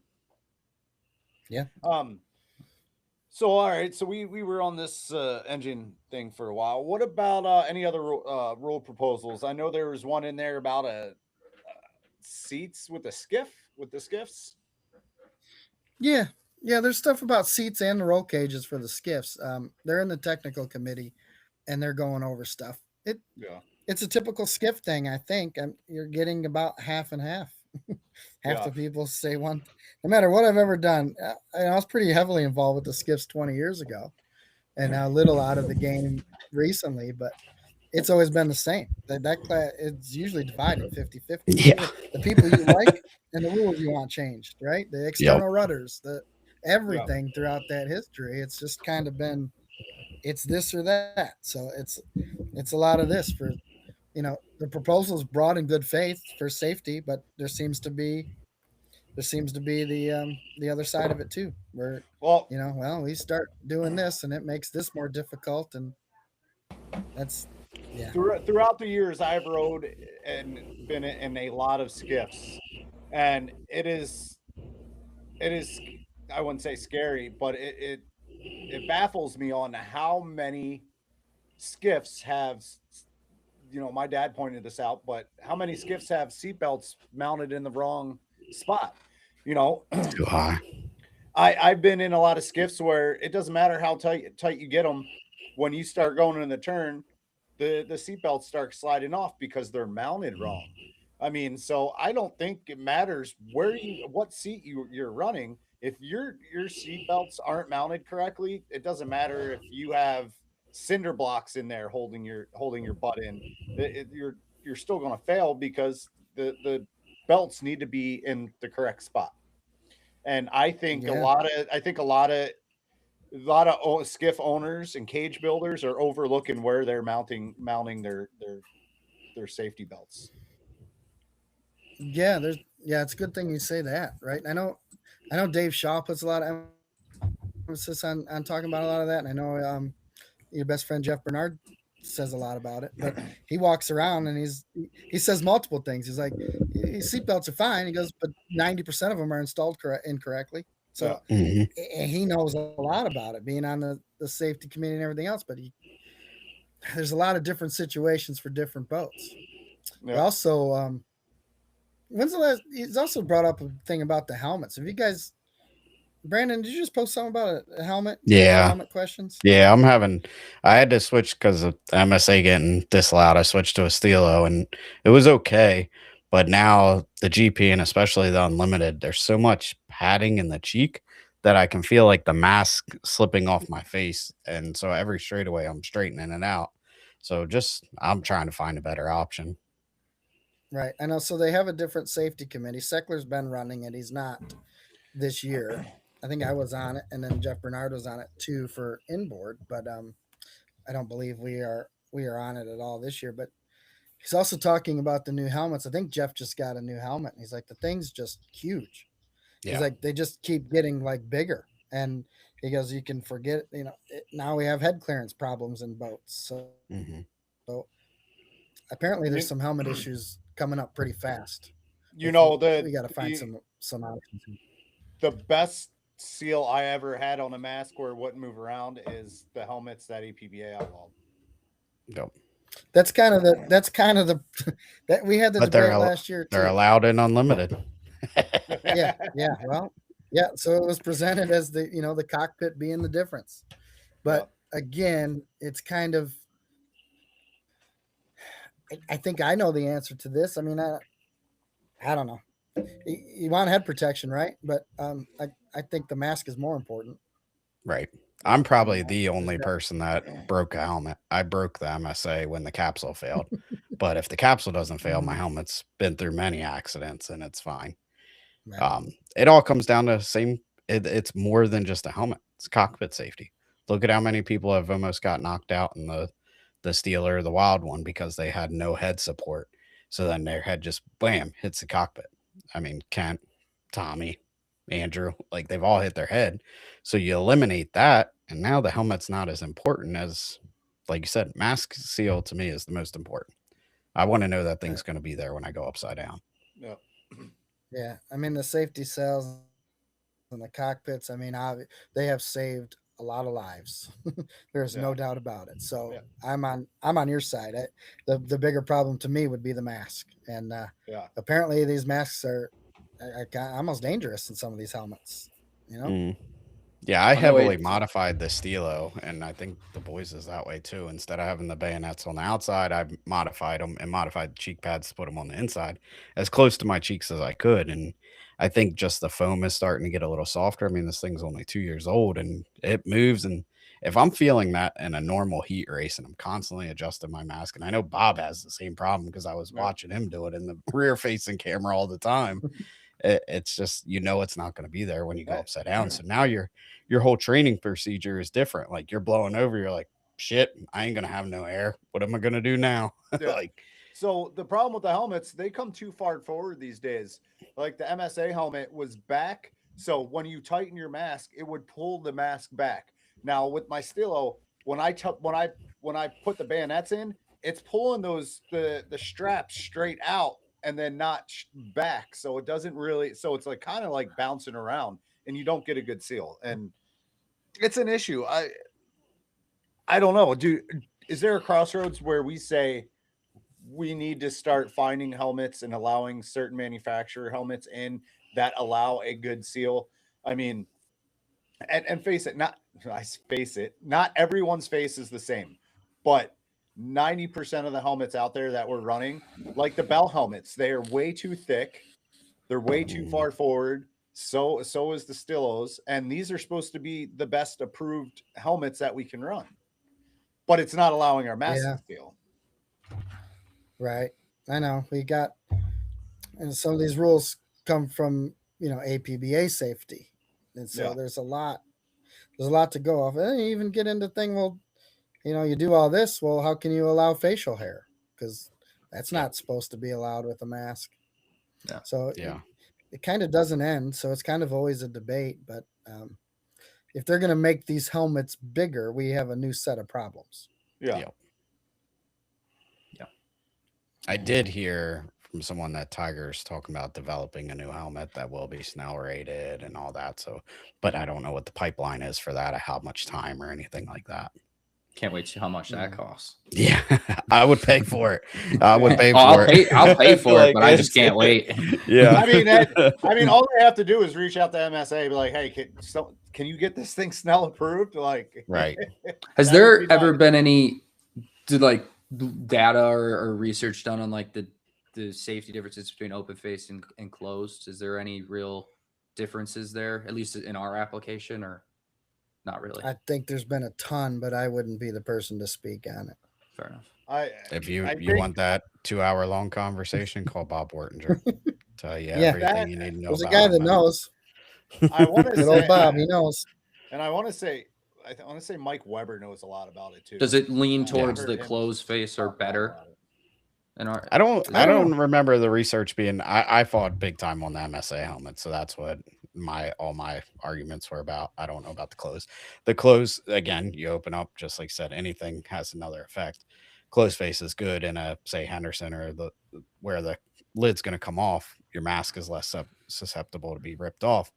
But also, if your mask is off, rescue has a harder time getting Time to your getting to mouth it. Yeah. Yeah, because now the helmet's in the way. So it's like there's good and bad to everything. I got you. Yeah. It's fair. Yep. Mm-hmm. So way off topic, Brandon. I see a lot of work going on your unlimited there. Are you chipping in at all? Or are you just sitting Yeah. comfortable in your home? I produce the content. I'm trying to get some sponsors. I'm doing my part. I'll go out there at least once. I didn't get an unlimited ride to work on the thing. I got it to be Yeah. an arrive and drive. And Andrew, take See, and that's what I wanted to be. I can't hate on him I because he's aspire doing to all be the work on Andrew. my 2.5 while I make content. I see Trey out there working all the time. Man. Oh yeah, maybe you need some scraping and help, Brandon, sanding, great scraping and sanding away. Those things are so big. They're so Yeah. big, man. Everything about it. Yeah, when I saw the paint's off and it's all sanded and now the bottom's getting painted this week, I'm like, damn, that's pretty impressive. I know how long it takes on a GP, but Brandon's like, all the sanding's done. Okay, I can go out there and help now. yeah, I'm out there. As soon as the paint's done, I'll be there. Let me make sure my seat still fits. Yeah, you sand on that thing for weeks. I know. It's huge. So do you have are you meeting your goals that you have for the IRC to accomplish, not just at the national meeting, but for boat racing as a whole? Are you getting where you want to be? I think so. Yeah. Yeah. So it's hard. It's hard. It's hard changing things regardless. And then when you try to change and do things for all of inboard, it becomes way harder. It's easy to make changes per class, per race site, right? That's easy. Trying to figure out what fits for the whole country, it takes more time and effort, and sometimes it's a lot slower than what people want. But I think the only thing, the other thing I say is, like, people say all the time, to make a change, well, we got to do something. Well, I agree, we should always be doing something, but that's just not good enough. What is it that we have to do, right? Mm-hmm. So it's like you can do a lot of harm without things being thought through, and any big setbacks at this point, I think, would be pretty catastrophic. So we try to be careful with everything that we work for, because one big mistake can erase years of good things. I agree. Yeah. Mm-hmm. So how do we shrink the IRC? That's another one too. I mean, I think you could do more with the smaller group, but if again a 2-year term's not enough. If you did that, right. you'd have to have the same group. You'd have to give them some time. Yeah. So it could get awfully tricky. You get, like I said, you go backwards in one group, and there ain't anything you can do about it. There might not be anything left. So you'd be putting a lot of trust in one small group of people, and I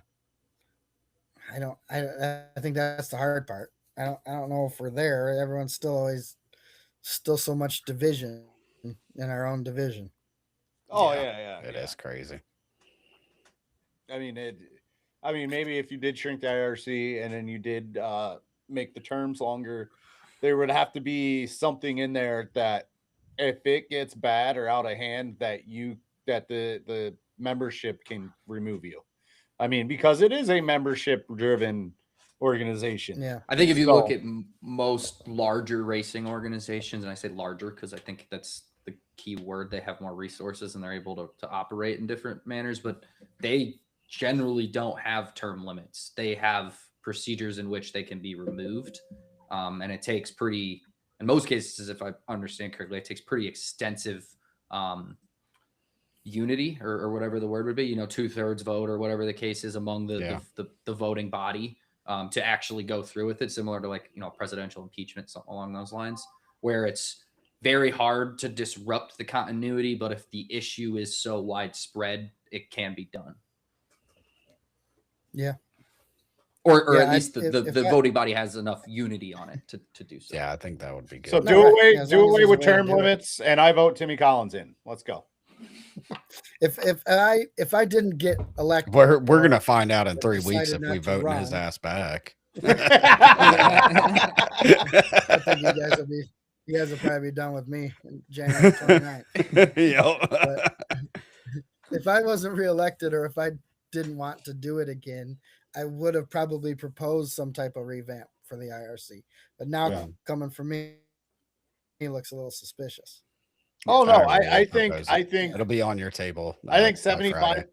75% of inboard members do think that the IRC, there's too many people, and you got too many opinions when you get too many people, and to get something done, it takes 10 times longer. It's the running joke. I remember the last times I was in IRC meetings at conventions was probably when I was 16, 17, sitting there, and new person come in, they'd be like, all right, so this is my 5-year plan. Well, you're going to be going in too. So how you creating a 5-year plan? Yeah. That's the biggest thing. Yeah. Like I think that I think I could come up with a good 5-year plan, but even the last time, there's been so many rules get flip-flopped. It was, we fought hard to, and we listened to a lot of the members, one in particular about our Hall of Champions. I know that I fought hard and got it raised. I'm not laughing at you. I wanted to make it more difficult for the Hall of Champions, right? And and because you sit at those national meetings, even the outboarders, everyone else says your Hall of Champions means so much more than ours. You really have to do a lot more, and and then so we changed the rules to make it as hard as it could be, and then the next year it got changed back. So it's like, yeah, I liked it when it was hard. You can have a plan. I think next to in get 2 Hall years, of it's all different. Champions, you have to win one race, get out, and then smile to the crowd, and you're in Hall of Champions. Hey, that's what Andrew did. Calm down.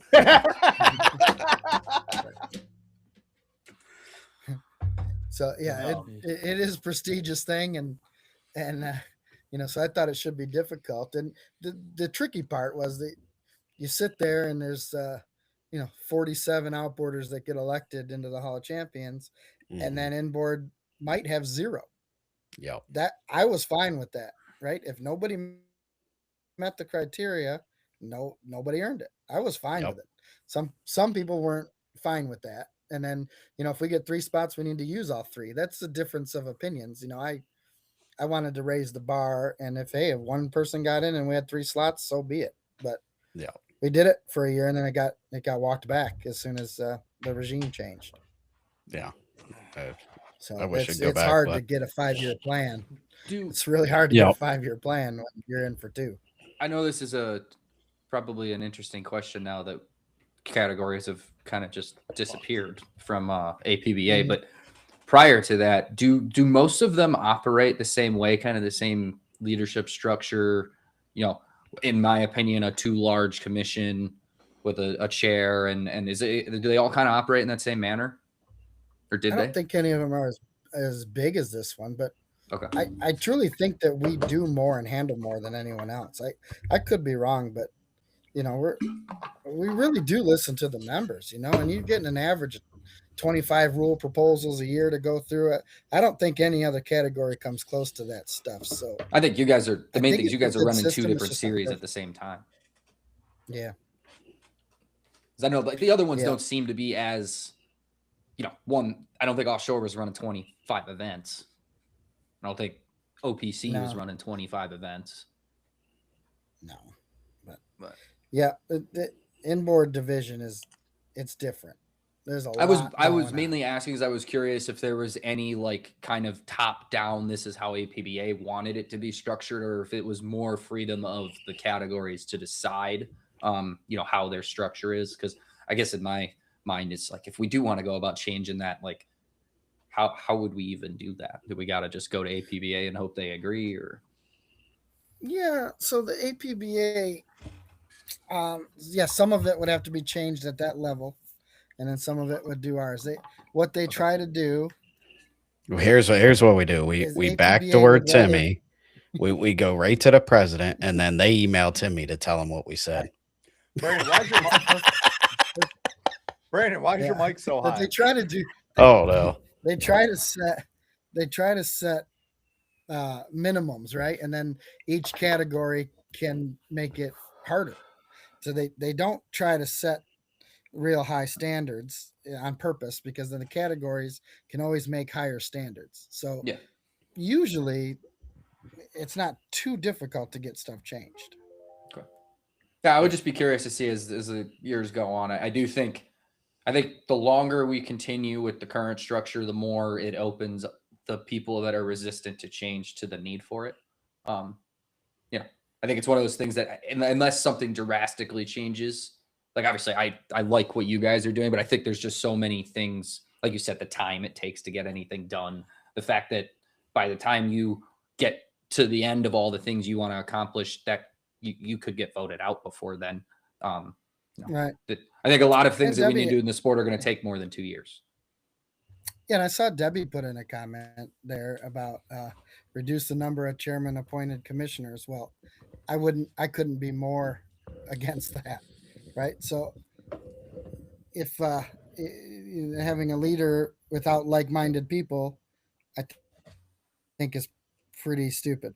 So Yeah, you're just wasting your if time. I have at that stuff point. that I want to do and I get elected from the membership, I'd like to be able to do them instead of get shot down, right? So Yeah.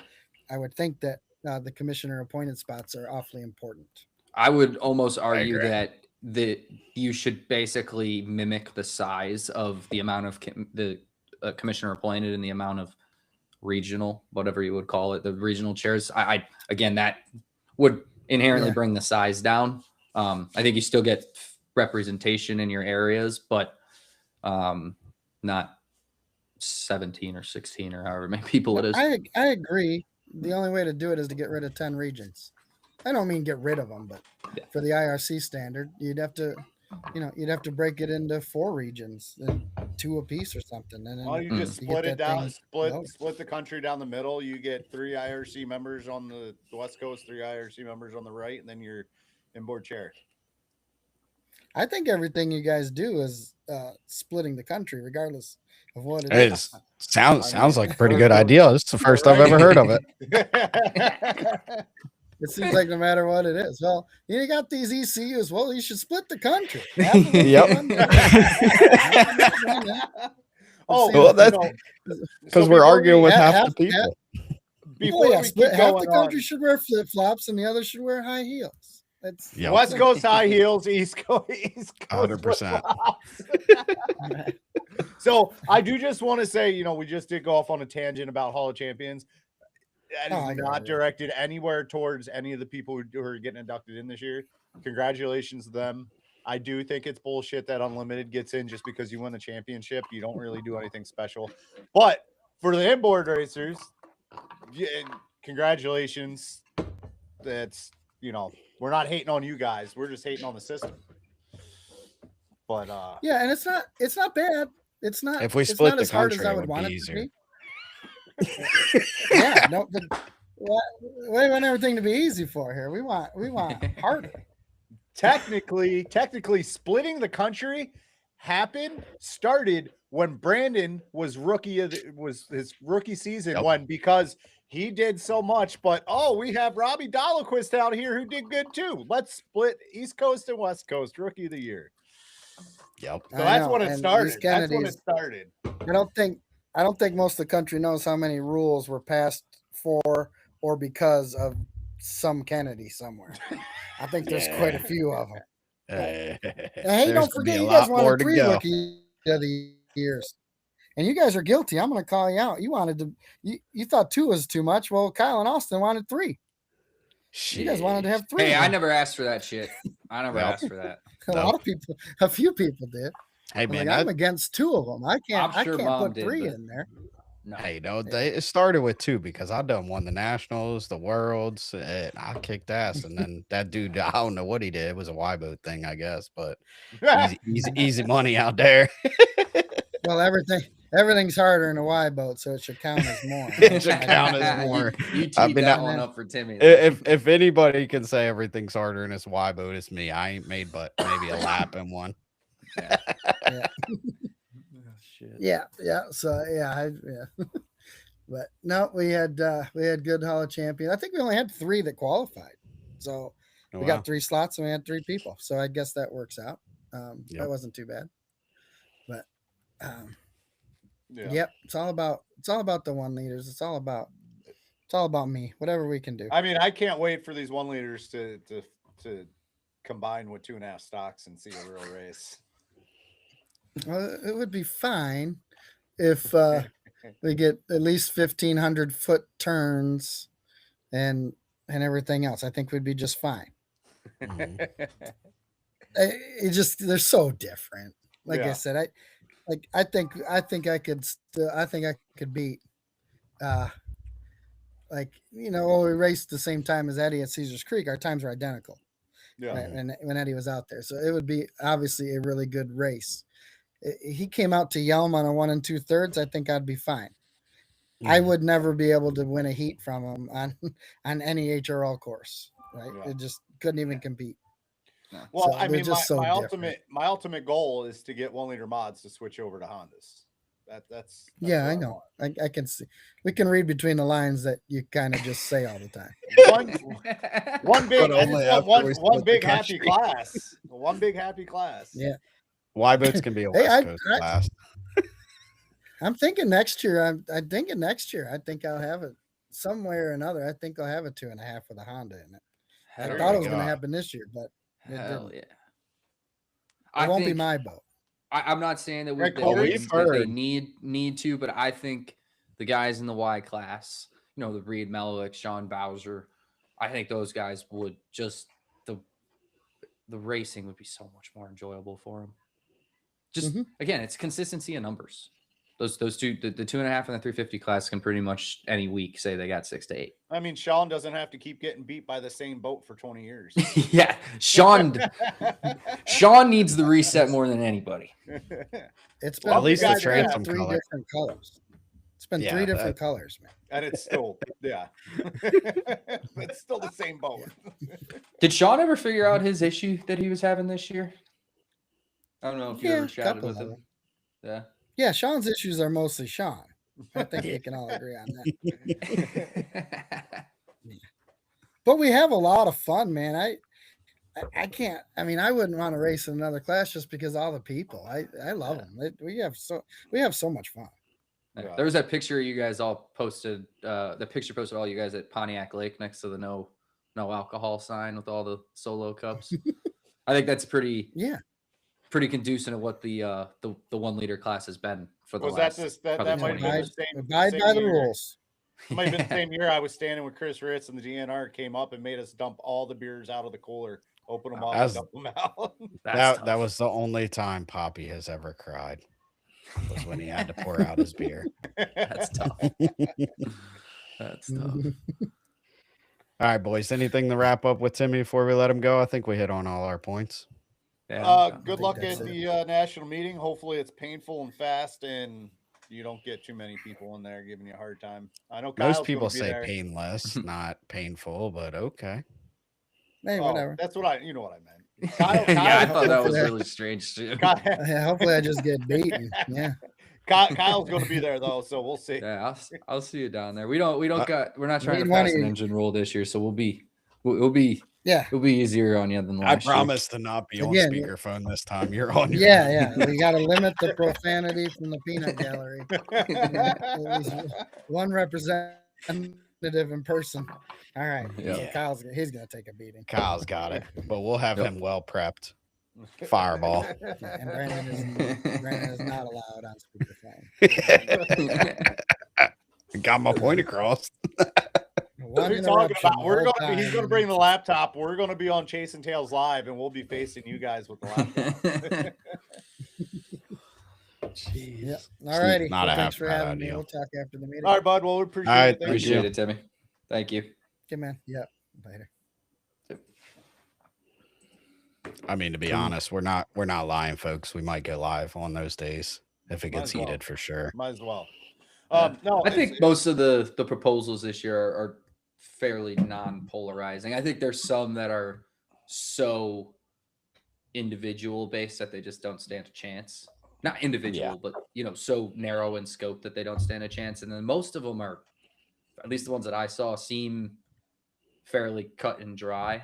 I know there's a couple that will be debated, but I mean, nothing's going to be like the Honda from last year. I didn't see anything that would be comparable to that. No, Yeah. I don't Also- think they're ready to go to a 1 day or one final weekend format. Now, Does sound like it, but doesn't that's sound okay. like it. I think what You can we lead a should horse do to is- water. You can lead a horse to water. He has a fair point. I mean, the point about, and again, he might not have phrased it the way that made it easier to understand, because I didn't understand it at first till he reset it. But like, so yes, if you do a 7 weekends count towards your national points, it is in theory the same amount of days raced. However, if you DNF on a Saturday, realistically, you could have just dropped your Saturday in the end on the current format, whereas now you have to drop Saturday and Sunday that whole weekend. So it's Right. you are. But what's I get what he's saying, because you can use 1 weekend to replace points from 2 weekends in the current format. You can't do that in that. yeah, format. we talked about the point of like at the end of the year, like you guys didn't go to Lakeland. Like, why? When did we get to this best 15 days thing? And like, Yeah. if we go to a 1 day, one final format, why don't we get rid of it? So what if the guy like Alex Mango wants to travel from the East Coast to the West Coast to win high points? Good for you. Well, I think it's an undeniable Run as many reality that races as you can. if you're gonna have 10 to 12 races, you're not gonna get full participation, so you can't have it be a 12 race closed series. Like all Right. points count. You can't. Right. You just can't. Not You especially can't not have on the East you Coast. can't have both. And You then literally if you, can't have both unless you split the country. exactly. And if you're exactly, and even if you split the country and we're gonna have 10 to 11 races on the East Coast, you're not gonna get full participation everywhere. So then you have to limit it. But then there's the argument of, oh, well, then it's hurting the smaller races. Well, it's like we have to do one or the other. Right. Like you can't accommodate everything in both ways. So I think at some point the decision is going to need to be made. Are we going to pick 6 races or 8 races and say that's it, or Yeah, I are we think gonna limit it but still have these other options? Because we've seen in other series where there's a race that's not part of the championship, but it's the best attended race all year because it's just an event that everybody loves. You What's make stopping the that? event better. Everybody shows up. Everybody will come. I think we get too caught up in if I drop this race, make up this race. How many racing organizations can you make up bad days of racing? Not many. Virtually none. Well, Well, look, because- the because NASCAR just no went one- back.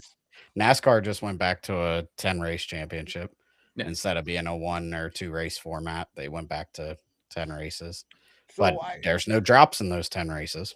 yeah, there's no drops. Be on your freaking game. Bring your shit. Make it run.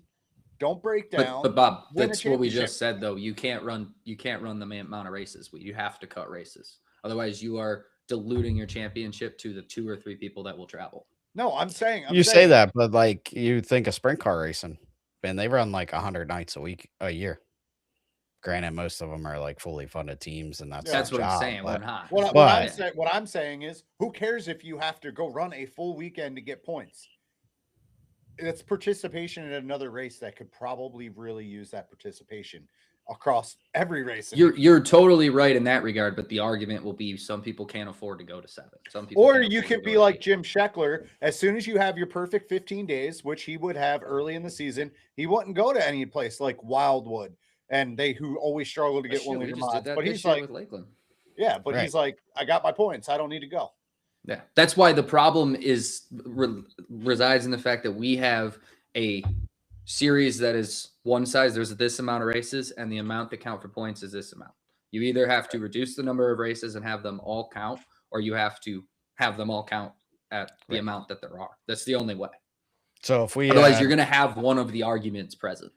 so how many races do we have on the East Coast this year? It's 10 or 11 this year. I can look. Hold on.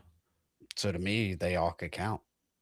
I don't think Yeah. that's too big of a schedule. I don't think it's too big. Again, you're going to dilute the championship down now, but I think that's a right now problem. If we then also accept that our goal is to grow this, hopefully we can do it to where new people coming Right. in or even current people in are now making a decision to go to more races. Like there is no magic fix that solves the participation problem Right. and the schedule problem and this In problem and the marketing problem. diluted races. I mean, that's Exactly. you look at everything that We works. got to with start H- somewhere and Yep. build. And I think the reality is we can't start only on the marketing side. I think there's things we can still do. I think there's things APBA, for example, could do more marketing, even HRL. But I think they're doing stuff. There's just more that can be done, like always. But to what end? Like, we need more money in order for us to make people go to more races. Right. We have to find a way to bring more money in without more races right now. Yep. Yeah, I agree. And more boats. Well, And then Hold on. I'm you looking funnel, at this funnel race. that money into those races that we say are premier races. And then the other ones dwindle on their own. Problem solves itself. I have 12 East Coast races if you don't count any HRL. So just APBA, 12 East Yeah, Coast. see, I don't think that's a terrible schedule. I wouldn't like it. I think 6 I to didn't 8 is your include magic Madison number, but that's like the box you put. Who is going to race for high points? Doesn't matter if you have drops or not. They're going to go to all the events if you don't have drops. It doesn't really change anything because he who's running at the drops is the most competitive boat, and probably no one can touch them anyway. Yeah. The only way you have like an Al Thompson, a 92, a boat that I'm Right. not trying to curse Al, but like I don't know when the last time they've had a DNF like that. It's been like perfect points for 3 Right. years in APBA at the races they've gone to. He's one that could go to those 6 and be like, I'm done. Yeah, we're done. which But isn't. Most of the boats you're looking at now that go to that kind of that threshold, that 6 to 8 threshold, there's points to be had left on the Right. table. I like being able to award travel, the guy who travels to the most races, attends everything he can attend, award them something that they're not winning elsewise. Because most likely, if they do that, 90% of the time, they're probably not the fastest boat. They haven't won a lot of races. Like, so you're giving them like, hey, thanks for supporting them events. I mean, Melowick would probably be the one that you would say that for this year. He went to every single event on the East Coast. Didn't miss anything, man. And unfortunately, he just got beat by people that could put a better 15 days together. Yeah. And And that's racing. just perform. So that's how it we goes. created a performance based point system instead of a travel based point system. Yeah. But and I think the system right now is correct, but not for the current state of our sport. We don't have enough boats. right. If we had enough boats and the costs were down and people could travel to more races, it would be great. And I'm sure it was at one point, but it's not. I Well, you think think back in the day they didn't have best 15 days, Yeah, it was but you total. could just you go, could right? hit what, probably 10, 12 in region 3 and 4 alone. So it was kind of like HRL was. Yeah. Like you didn't have to leave your region. And that's where region 6 got their mantra, never leaving. But I think at the same time, our country is way too big, and that's why you only get 1 or 2 boats going for high points in each class. And they don't even travel across the country. Maybe 1 or 2 will across throughout the season. But I think we get lost on how many. We start talking about high points. We need to look at participation and what is better for the fans and what the racers would like, rather than the few people who go for high points. I think we get lost on the whole high points thing, and we just go back down that rabbit hole and we never come out of it. And we're always worried about the few boats that go for high points and not the 95% of the boats that don't go for high points. Yeah. Right. I think the reality is there's a solution that you can have that creates sub-series, something that's more marketable, more participable. I know that's not a word, which Sounded good.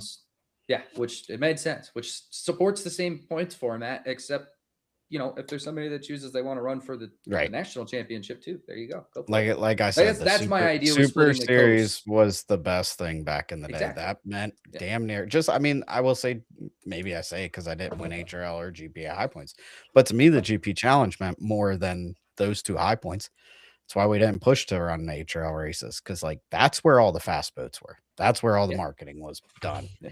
Like everyone showed up for those races, so that And meant a lot. So you create that within APBA inboard, and I do think if you split the coast this year, I don't know that the difference in participation in each individual series races changes much more than the trend that Timmy's seen the last couple of years. I think you probably see a continuation of that trend. I don't think you get 4 or 5 boats, or even 2 or 3 in each class that are like, hey, we're going to 3 more races now. But I think you get those races, the ability to better or more easily build something that in the future could bring more Yeah, boats. I agree with that. Because right now, what do these races really have to try and sell other than we're Right. going to do it again next year? Right. Well, we talk about this on like the GP side of things with GPA. In my opinion, it should be a split at this point because all we're doing is kind of just keep biting the hand that's feeding us. That the East Coast had a great series and then it broke up. And now you have the West Coast that's actually growing. But Mhm. a new member that comes into that only sees 2 races, maybe 3 if Seattle comes. And then they have to travel to the East. That's a long way for a brand new team. Where if they had those 2 or 3 races plus a couple like Chelan, a regional race, it makes it more enticing. You don't have to spend as much funds to run the series and you start to grow it there. And now that person that's like, man, I want to go out to Madison. I want to go out to Valley Field because I just love the sport. I want to go race with them. Best boats are out there, or vice versa. We want to go out west because best boats are out there. Mile 2/3 fastest course. You do it for the love of the sport and for that particular event, not to chase this high points thing. Did you just say you wanted to go a mile 2/3? Yeah, I'm going. I heard they're talking about maybe doing one at Edgewood, so I'll get some practice. Not this year. It'll be a but, circle, you know. bro. Hey! I'm scared. Just gather scared. engine parts in a bin, and when you get to Edgewood, because if they're going to run a mile 2/3, just dump it out and say, Dump 'em in. There it is. There's That's our it. engine after we ran That's a mile it. 2/3. That's it. I'm scared. That's what I was told. I'm I scared. drank a whole 2 liters. I see that. You kept refilling that thing. I'm like, good thing it ain't Fireball. One of these episodes, it might be.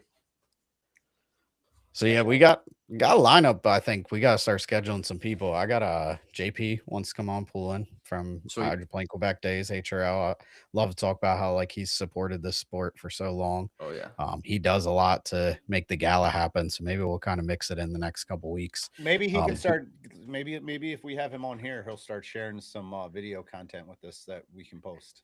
Yeah, we can post. Yeah, I did ask him. I said, hey, can you go through them archives and get like the Pontiac Lake footage and send to me? Because we're gonna start putting that on the Pontiac Lake page. I'll get. He's like, I- he's gonna go. maybe- For I it. got nothing. I got those like 6 videos on Vimeo, and that's it. Yep.